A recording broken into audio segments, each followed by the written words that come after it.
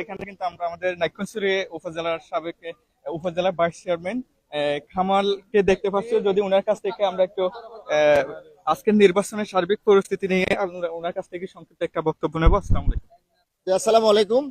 আজকের নির্বাচনের সার্বিক পরিস্থিতি নিয়ে যদি আমাদের আজকে সকাল 7:30টায় আমাদের আনুষ্ঠানিকভাবে ভোট দেওয়া শুরু হয়েছে এবং সকাল 7:30টা থেকে 4:30 পর্যন্ত একটানা শান্তিপূর্ণ পরিবেশে, উৎসবমুখর পরিবেশে ভোট সম্পন্ন হয়েছে। কোথাও কোনো কেন্দ্রে আলহামদুলিল্লাহ কোনো রকম বিশৃঙ্খলা সৃষ্টি হয় নাই। জনগণ উৎসবমুখর পরিবেশে ভোট দিয়েছেন।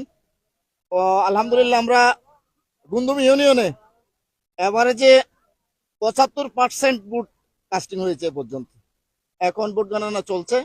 এই যে জনগণ দেখতে পাচ্ছেন যে মানে এই যে আনন্দ উৎসবের মাধ্যমে যে ভোটের ফলাফল জানার জন্য অধীর আগ্রহে অপেক্ষা করছে। সকাল থেকে নাইক্ষ্যংছড়ি উপজেলার কোনো কেন্দ্রের মধ্যে একদম নাইক্ষ্যংছড়ি উপজেলার 5টি ইউনিয়নের কোথাও আলহামদুলিল্লাহ কোন রকম বিশৃঙ্খলা সৃষ্টি হয় নাই। সকাল 7:30টা থেকে শান্তিপূর্ণভাবে একদম একটানা 4:30 পর্যন্ত ভোট গ্রহণ হয়েছে। কোন রকম কোথাও বিশৃঙ্খলা সৃষ্টি হয়নি। উৎসবমুখর পরিবেশে ভোট গ্রহণ চলছে। ধন্যবাদ আপনাকে। হ্যাঁ দর্শক, আমরা কথা বলছি নাইক্ষ্যংছড়ি উপজেলার সাবেক উপজেলা ভাইস চেয়ারম্যানের কাছ থেকে। উনি যতটুকু বলছেন, সকাল থেকে নাইক্ষ্যংছড়ি উপজেলার 5টা ইউনিয়নের মধ্যে কোনো ধরনের কোনো অরাজকতা সৃষ্টি হয় নাই।